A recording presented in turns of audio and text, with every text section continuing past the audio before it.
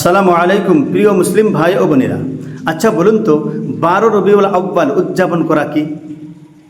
নবীজি সাল্লাল্লাহু আলাইহি ওয়াসাল্লাম কি কখনো এই দিনে উৎসব করেছেন? কোরআন ও হাদিসে কোথাও কি কোনো দলিল প্রমাণ পাওয়া যায়? সাহাবায়ে কেরাম কি এই ধরনের কোনো কাজ করেছেন? এই সবের উত্তর হলো না। তাহলে আমরা কেন এমন কিছু করব যা কোরআন ও হাদিসে যার কোনো প্রমাণ নাই, যেটা নবীজি সাল্লাল্লাহু আলাইহি ওয়াসাল্লাম কখনো করেননি, যেটা সাহাবায়ে কেরাম কখনো করেননি?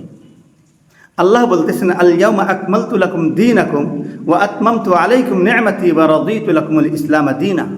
আজ আমি তোমাদের জন্য দ্বীনকে পরিপূর্ণ করে দিলাম, আমার নিয়ামত সমূহ তোমাদের উপরে পূর্ণ করে দিলাম এবং ইসলামকে তোমাদের জন্য দ্বীন হিসাবে মনোনীত করলাম।